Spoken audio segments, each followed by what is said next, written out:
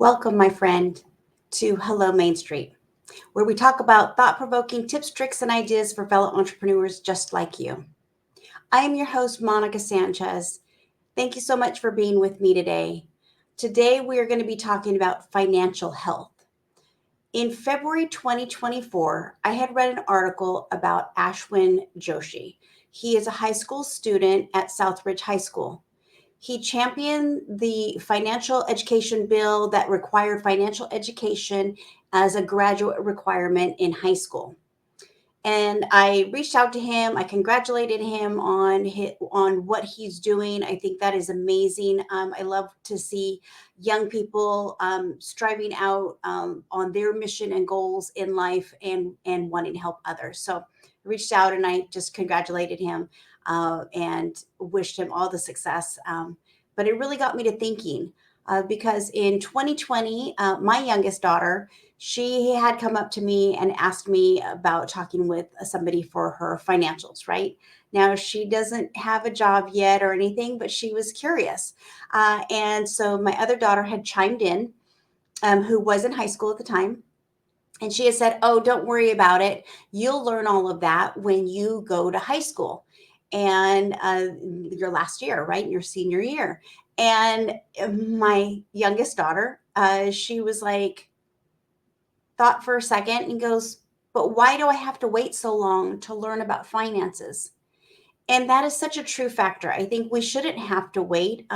Usually, we tend to learn what we receive through our parents.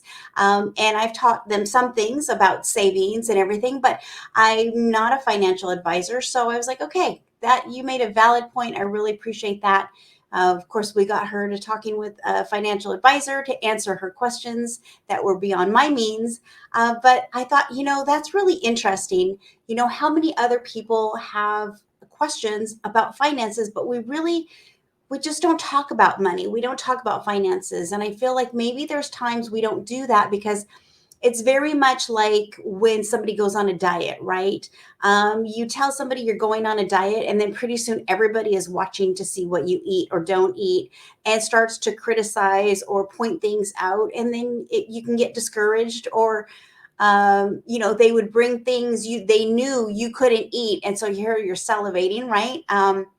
So a lot of people are very hush hush, and sometimes there's a stigma that comes behind it. Sometimes there's a shame behind it that I don't know how to save money. I don't know what the best way route is to go. And so, as I was doing some research, I thought it was really interesting that I was looking at, according to the bank rate, that less than 40% of Americans have emergency funds. I didn't realize that because, that's not me. I'm not in that category, but I was like, oh, that is really interesting. I wouldn't have thought that. So as I continued more research, then also I saw another one here that said Experian reported that most of households carry $90,000 in debt. So I'm like, how can that be true? I can understand a mortgage and all of that, but then there's extra debt that comes with it. And then as I continued on, of course, it says here that 20% of Americans have low credit scores.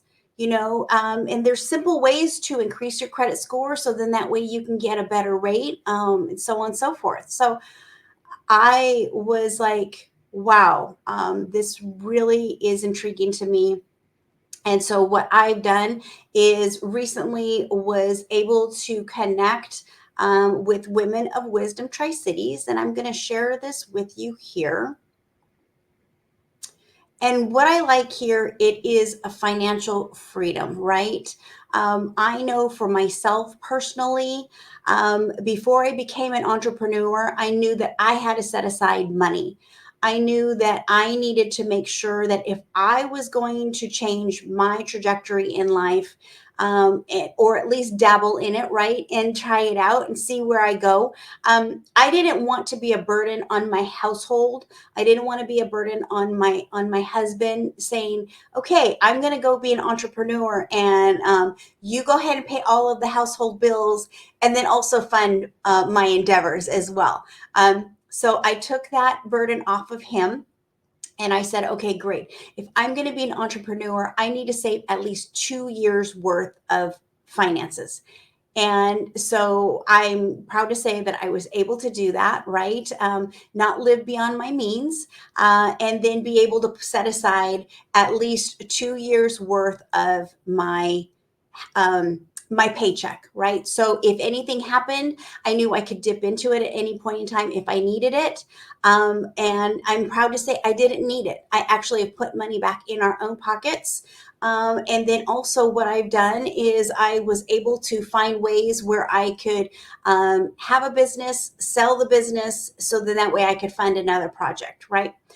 So if you're interested, I would love to invite you to come to these. We're going to be offering them throughout Yakima. That's the ones that I will be hosting. And then also in Tri-Cities, where we have my other teammates who will be hosting those in that area. We'll be talking about financial coaching.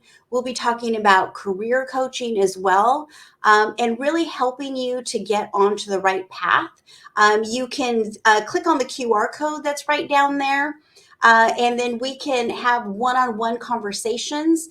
Not everybody's going to know about your finances. We'll have general classes, and then we'll have one-on-one coaching classes as well. We're wanting to provide these not only in person, but then also to groups of people. We can even do them online. So if you're like, hey, I would love to have my team learn about finances and how to save for their retirement and prepare for their retirement. I know that I've been approached by a couple other companies who said, we would love for you to come and talk with our employees so that way they can get on the right track. Because I feel like when you get on the right track for your own path in life, it's going to be not only set up for yourself, but then for future generations, right? And so that really warms my heart that I really want to help out. I want to be that contributing factor in being able to help others to get on that right path.